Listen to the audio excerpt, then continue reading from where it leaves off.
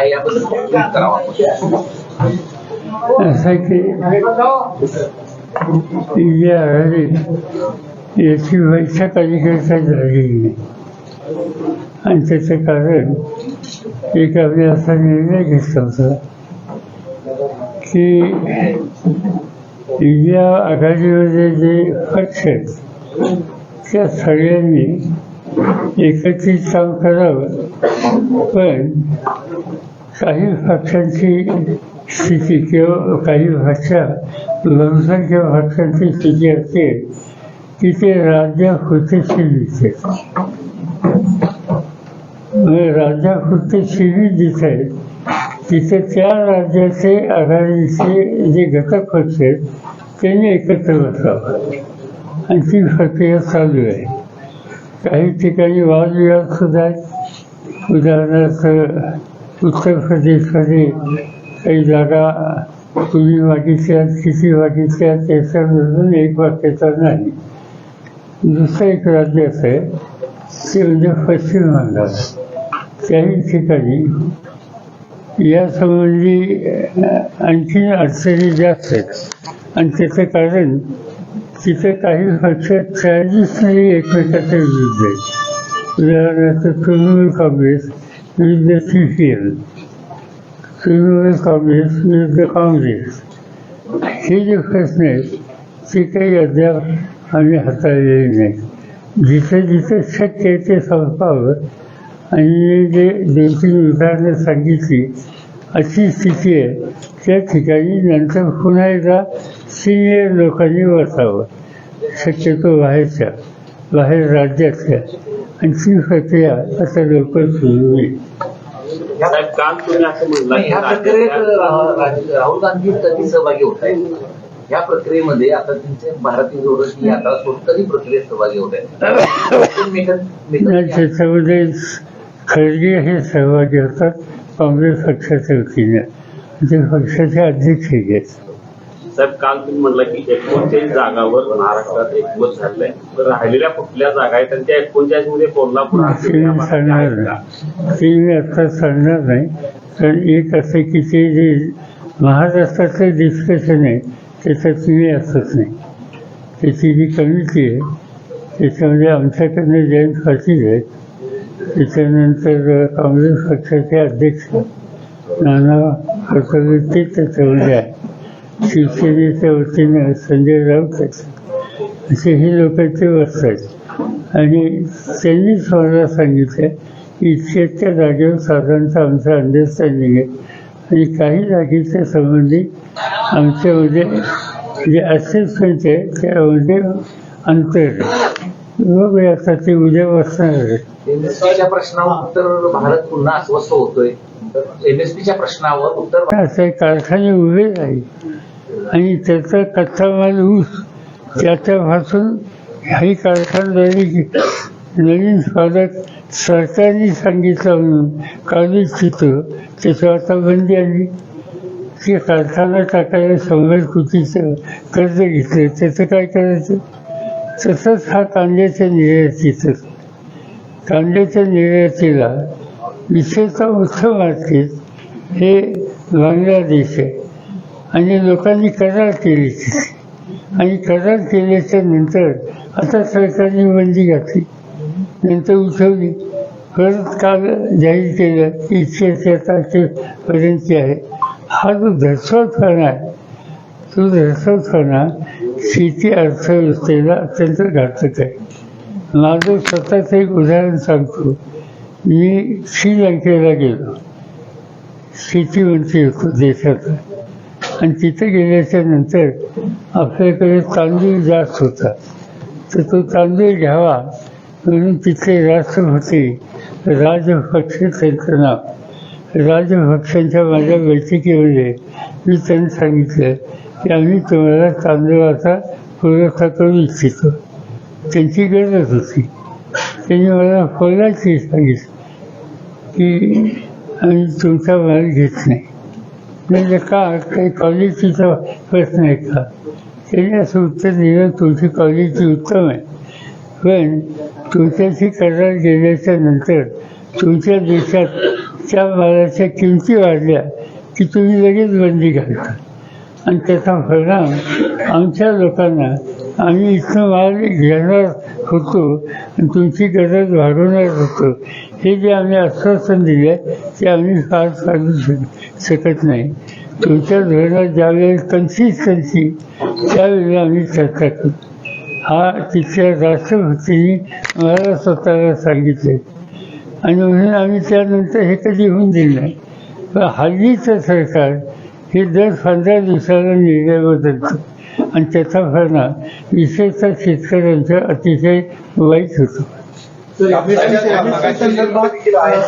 संदर्भात केंद्रानं जो प्रस्ताव ठेवला होता की काही अन्नधान्य असतील त्यांना 5 वर्ष आम्ही खरेदी करू असे गॅरंटी दिली होती, परंतु तो प्रस्ताव मान्य झाला नसल्यामुळे आज पुन्हा एकदा शेतकरी दिल्लीकडे जाण्याच्या तयारीत आहे. नाही, मी जे सांगितले कारण त्यामुळे पंजाब, हरियाणा, वेस्टर्न UP इथले शेतकरी अतिशय अस्वस्थ आहेत.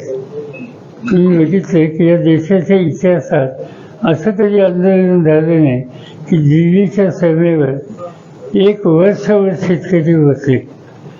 दिल्लीचा उन्हाळा अत्यंत कडक असतो, दिल्लीची थंडी अत्यंत कडक असते आणि सवण घेतलेलो 1 वर्षभर हजारोच्या संख्येनं तिथून राहतात. ही काही साधी गोष्ट नाही आणि त्यांची मागणी MSPची होती आणि त्यानंतर त्यांच्या मागण्या काही प्रमाणात सरकारने पुऱ्या केल्या, ते उठले आणि आता त्यांची जी तक्रार आहे प्रत्यक्ष खरेदी करायची वेळ आली त्यावेळेला केंद्र सरकार पुढे येत नाही म्हणून पुन्हा सुरू झालं. याचा अर्थच हा आहे की या सरकारच्या धोरणात दर्शकपणा आहे आणि उत्पादन करणारा जो कष्टकरी शेतकरी आहे त्याला न्यायाची भूमिका नाही. तुम्ही जे सांगितलं साहेब एक मगाशी तुम्ही सांगितलं पक्षांतर बंदी कायद्यासंबंधी थोडं मागूया. पण जे आता हे या नवीन कायद्यासंबंधी ज्यांनी महाराष्ट्राच्या बाबतीत 2 निकाल दिले, राहुल नार्वेकर त्यांची अध्यक्षपदी नियुक्ती केलेली आहे या समितीच्या अध्यक्षपदी. मग हा नवीन येणारा कायदा व्यवस्थित असेल असं वाटते का?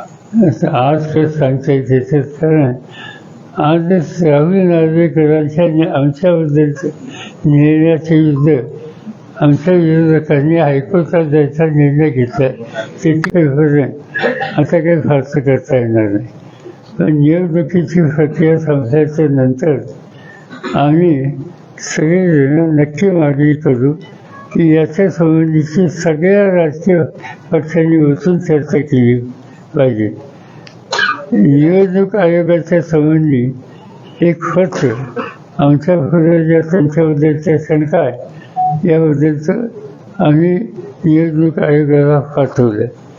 त्याच्यामध्ये माझी सही आहे, त्याच्यामध्ये खडगेंची सही आहे, त्याच्यामध्ये CPM सीताराम येचुरी त्यांची सही आहे, डी राजांच्या संबंधीची होती, तृणमूल काँग्रेसची होती, समाजवादी पार्टीची होती आणि या सगळ्यांनी मिळून एकंदर ज्या पद्धतीनं निवडणूक आयोगाचं काम होतं त्याच्यामध्ये काही सुधारणा करण्याची आवश्यकता आहे असं पत्र लिहून आम्ही त्यांना भेट मागितली की आम्हाला आमचं डेलिगेशन होत होतं त्या डेलिगेशनला तुम्ही भेटावं.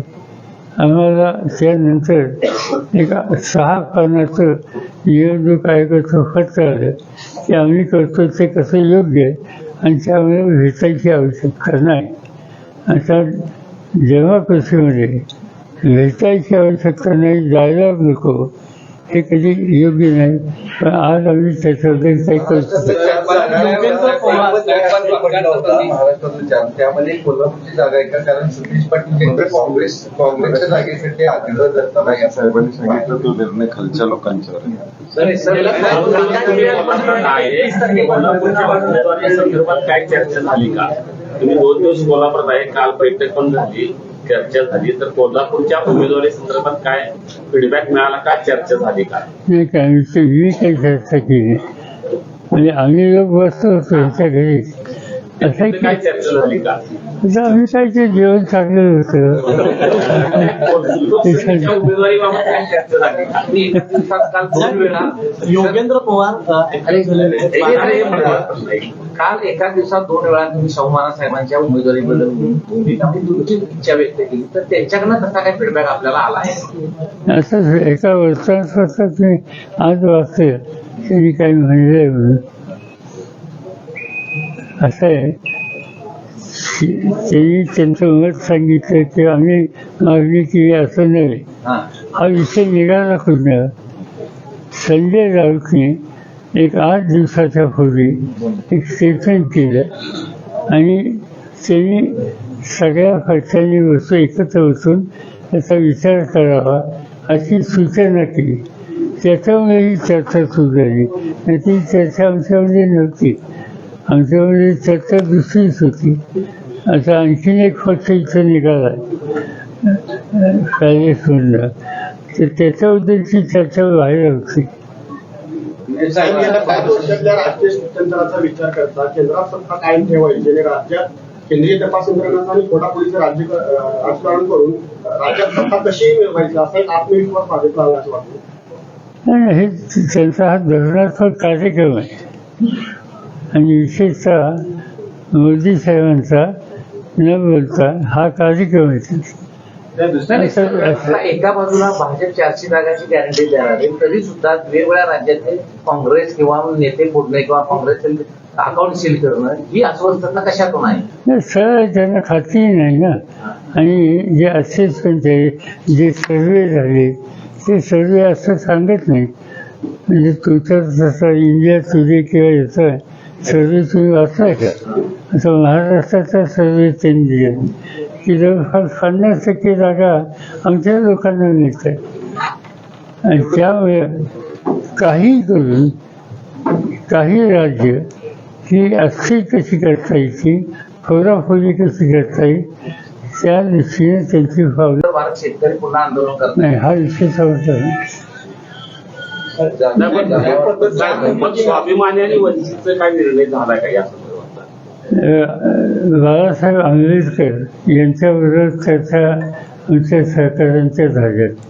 ते बैठकीला एकदा होते, त्यांचे सहकारी होते आणि असंच आंबेडकरांनी एक सूचना अशी केली की एकत्र बसणं आवश्यक आहे, पण सायमल्टेनियसली कशासाठी बसायचं?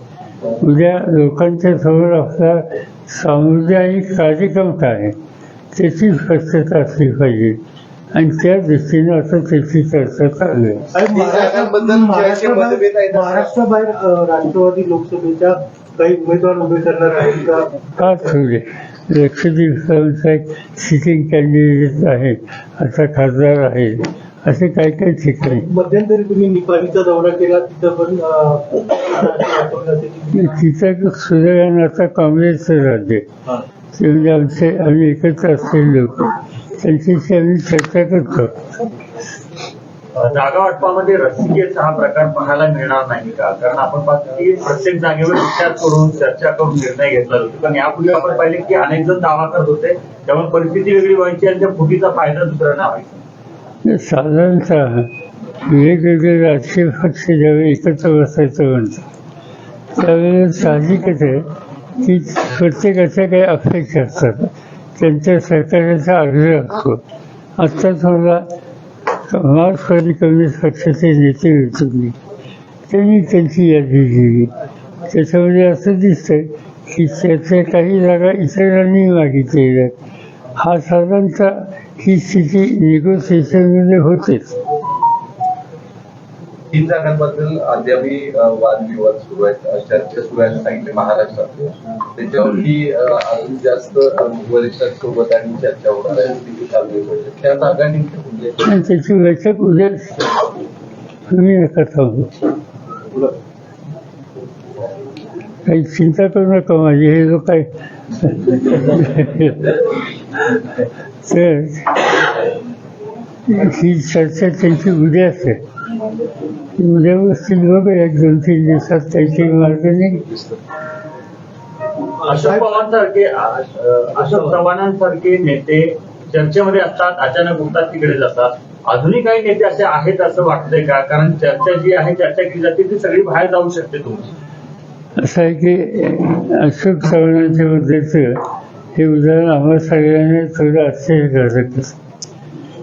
पण मला स्वतःला तितकं आश्चर्यकारक वाटत नाही. आणि त्याचं कारण भाजपने एक गेल्या 10 वर्षाचा परफॉर्मन्स आणि विरोधकांच्या बद्दलची त्यांची मतं याच्यावर एक वाईट फेरफार काढला. आणि त्याच्यामध्ये आदर्श सोसायटी आणि अशोक चव्हाण यांचा उल्लेख होता. हे उल्लेख त्या ठिकाणी झाल्याच्या नंतर साधारणतः आम्हाला असं वाटायला लागलं की कदाचित ही एक प्रकारची धमकावणी असण्याची शक्यता आहे. आणि ती धमकावणी असली तर त्याचे परिणाम काय होतील ते परिणाम झाले. साहेब, याला एक जोडून प्रश्न विचार आहे. महाविकास आघाडीमध्ये काही संभ्रमावस्था निर्माण व्हावी म्हणून काही बातम्या मुद्दाम हे केल्या जातात, विरोधाला पेरल्या जातात. अशोक चव्हाण यावेळी गेले तिकडे भाजप. भारत शेतकरी पुन्हा आंदोलन करतात. नाही, हा विषय समजला. मग स्वाभिमानी आणि वंचितचा काय निर्णय झाला का या संदर्भात? बाळासाहेब आंबेडकर यांच्याबरोबर चर्चा आमच्या सहकाऱ्यांच्या झाल्या. ते बैठकीला एकदा होते, त्यांचे सहकारी होते. आणि आताच आंबेडकरांनी एक सूचना अशी केली की एकत्र बसणं आवश्यक आहे, पण सायमल्टेनियसली कशासाठी बसायचं? उद्या लोकांच्या समोर आपला सामुदायिक कार्यक्रम काय आहे त्याची स्पष्टता असली पाहिजे. आणि त्या दृष्टीनं आता त्याची चर्चा चालू आहे. महाराष्ट्राबाहेर राष्ट्रवादी लोकसभेच्या काही उमेदवार उभे करणार आहेत का? का ठेवले? लक्षद्वीपचा एक सिटिंग कॅन्डिडेट आहे, आता खासदार आहे, असे काही काही ठिकाणी. मध्यंतरी तुम्ही निपाणीचा दौरा केला, तिथं पण तिथं सुदैवानं आता काँग्रेसचं राज्य, ते म्हणजे आम्ही एकत्र असलेले लोक, त्यांच्याशी आम्ही चर्चा करतो.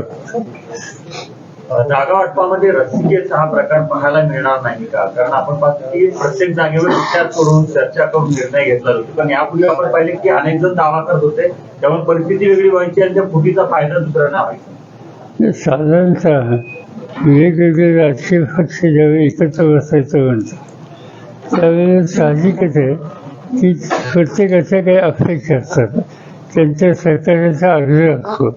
आत्ताच मला मार्क्सवादी कम्युनिस्ट पक्षाचे नेते भेटले, त्यांनी त्यांची यादी दिली. त्याच्यामध्ये असं दिसतंय की त्याच्या काही जागा इतरांनी मागितलेल्या आहेत. हा साधारणतः ही स्थिती निगोसिएशनमध्ये होतेच. 3 जागांबद्दल अद्यापही वादविवाद सुरू आहेत, चर्चा सुरू आहे सांगितले महाराष्ट्रात. त्याच्यावरती अजून जास्त वरिष्ठांसोबत आणि चर्चा होणार आहे, त्या जागा आणि त्याची बैठक उद्या तुम्ही नका थांबू. काही चिंता करू नका माझी, हे जो काय तर ही चर्चा त्यांची उद्या असेल. उद्या बसतील बघा, 1-2-3 दिवसात काहीतरी मार्ग नाही. अशोक चव्हाणांसारखे नेते चर्चेमध्ये असतात, अचानक उठतात तिकडे जातात. अजूनही काही नेते असे आहेत असं वाटतंय का? कारण चर्चा जी आहे, चर्चा केली जाते ती सगळी बाहेर जाऊ शकते तुमची. असं आहे की अशोक चव्हाणांच्या बद्दलचं हे उदाहरण आम्हाला सगळ्यांना थोडं आश्चर्यकारक असतं. पण मला स्वतःला तितकं आश्चर्यकारक वाटत नाही. आणि त्याचं कारण भाजपने एक गेल्या 10 वर्षाचा परफॉर्मन्स आणि विरोधकांच्या बद्दलची त्यांची मतं याच्यावर एक वाईट फेरफार काढला. आणि त्याच्यामध्ये आदर्श सोसायटी आणि अशोक चव्हाण यांचा उल्लेख होता. हे उल्लेख त्या ठिकाणी झाल्याच्या नंतर साधारणतः आम्हाला असं वाटायला लागलं की कदाचित ही एक प्रकारची धमकावणी असण्याची शक्यता आहे. आणि ती धमकावणी असतील तर त्याचे परिणाम काय होतील ते परिणाम झाले. साहेब, याला एक जोडून प्रश्न विचार आहे. महाविकास आघाडीमध्ये काही संभ्रमावस्था निर्माण व्हावी म्हणून काही बातम्या मुद्दाम हे केल्या जातात, विरोधाला पेरल्या जातात. अशोक चव्हाण यावेळी गेले तिकडे भाजप